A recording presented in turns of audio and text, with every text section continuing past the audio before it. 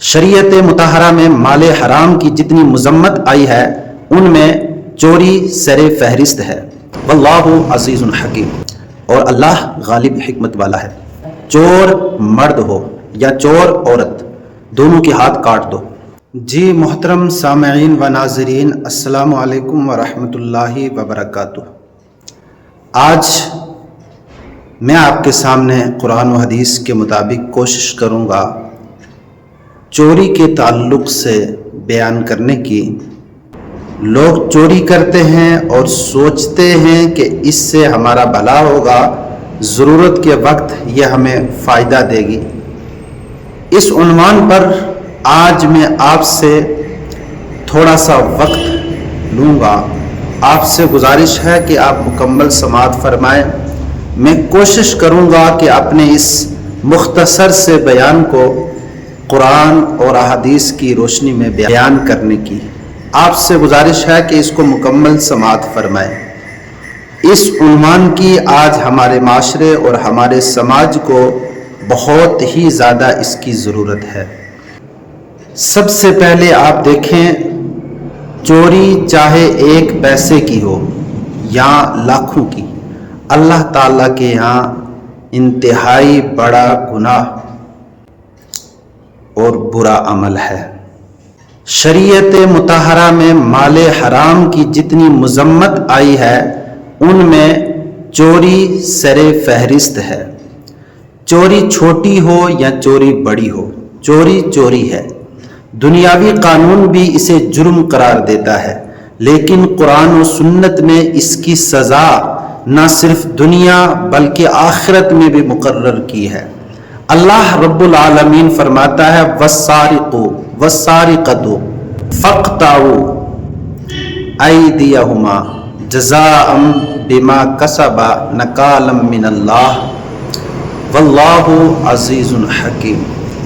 سورہ مائدہ آیت نمبر 38 کے اندر رب فرماتا ہے چور مرد ہو یا چور عورت، دونوں کے ہاتھ کاٹ دو۔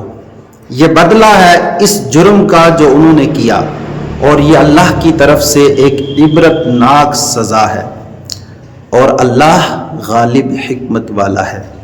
یہ آیت بتاتی ہے کہ اسلامی قانون میں چوری کی سزا جسمانی بھی ہے تاکہ معاشرے میں امن قائم ہو اور لوگ دوسروں کے مال پر اپنی نظر نہ ڈالیں۔ بہت سے چور سمجھتے ہیں کہ چوری کا مال ان کا سہارا بنے گا، لیکن حقیقت یہ ہے کہ حرام مال میں برکت نہیں۔ حدیث مبارکہ کے اندر موجود ہے، حضور نبی رحمت صلی اللہ تعالی علیہ وسلم نے ارشاد فرمایا کل جسد نبت من سحت فالنار اولی بہ۔ مسند احمد میں یہ حدیث موجود ہے، ہر وہ جسم جو حرام سے پرورش پائے اس کے لیے آگ ہی بہتر ہے۔ یعنی جو انسان چوری، ڈاکہ یا حرام کمائی سے اپنی ضروریات پوری کرتا ہے وہ اپنے لیے آخرت کی آگ خرید رہا ہے، اور یہ مال چور کو دنیا میں بھی برباد کرتا ہے اور آخرت میں بھی عذاب کا سبب بنتا ہے۔ چور جب پکڑا جاتا ہے تو نہ صرف اس کا مال جاتا ہے بلکہ عزت بھی ختم ہو جاتی ہے۔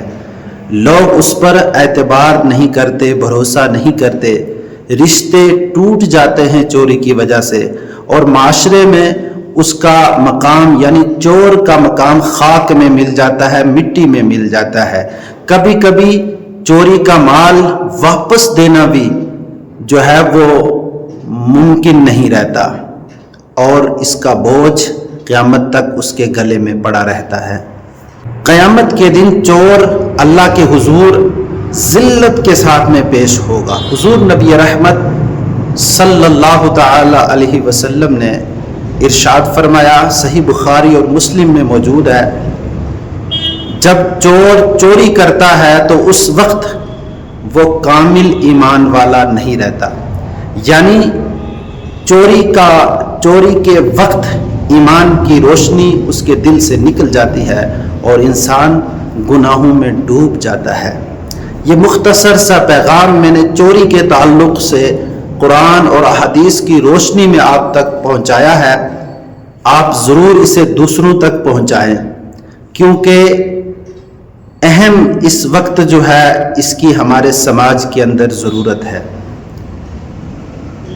ہمارے لوگ سوچتے ہیں کسی کی رمبی، کسی کی دراٹی، کسی کی گینتی، کسی کا بیلچا، کسی کا چاقو، کسی کی ہتھوڑی یا کسی کا پلاس، کسی کا پیچکش، یہ چھوٹی چھوٹی اشیاء ہیں، چھوٹی چھوٹی چیزیں ہیں۔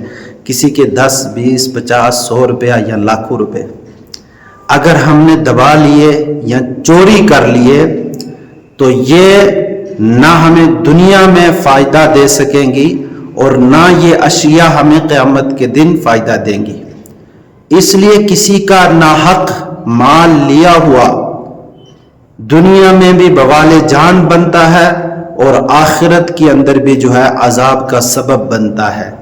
اس لیے ہمیں چاہیے کہ ہم تمام طرح کی چھوٹی بڑی جو اشیاء ہیں، دوسروں کی جو چیزیں ہیں، ان کو ناحق طریقے سے نہ لیں بلکہ حق ادا کریں۔ ہر ایک چیز کا حق ادا کرتے ہوئے اس کو استعمال کریں۔ کسی کی کوئی چیز آپ کے پاس امانت رکھی ہے، اس میں خیانت نہ کریں۔ کسی نے آپ کو رمبی دی، گینتی دی، بیلچا دیا یا کوئی بھی اشیاء دی آپ کو کام کرنے کے لیے، آپ نے کام پورا کیا، اس کے بعد اپنے پاس نہیں رکھنا بلکہ اس کو لٹا دینا ہے۔ ہمارے معاشرے اور سماج کے اندر یہ دیکھا جاتا ہے کہ ہر دوسرے گھر کا یہ معاملہ بنا ہوا ہے کہ ہماری جو ہے پڑوس میں ایسے بستے ہیں، اس طریقے کے لوگ بستے ہیں، ہماری رمبی غائب ہوگی، ہمارا بیلچا غائب ہو گیا، ہماری دراٹی غائب ہو گئی، ہماری پانی کی پائپ غائب ہو گئی۔ اس طریقے کے جو مسائل ہیں ہمارے معاشرے کے اندر بہت زیادہ پائے جاتے ہیں۔ اس لیے لوگوں، اگر آپ کو اپنے ایمان کی حفاظت کرنی ہے تو آپ کو ایک دوسرے کی جو اشیاء ہیں، ایک دوسرے کی جو چیزیں ہیں، وہ ناحق طریقے سے نہیں لینی ہے بلکہ حق ادا کرنا ہے۔ جس کی جیسی چیز آپ نے لی ہے اس کو ویسی ہی چیز آپ کو لوٹانی ہے، تاکہ آپ کے ایمان میں پختگی ہو اور آپ کو اس کا فائدہ ملے۔ میرا یہ مختصر سا پیغام میں نے آپ تک پہنچایا، آپ سے گزارش ہے دوسروں تک پہنچائے۔ اللہ تعالیٰ کہنے سننے سے زیادہ عمل کی توفیق دے۔ السلام علیکم ورحمۃ اللہ وبرکاتہ۔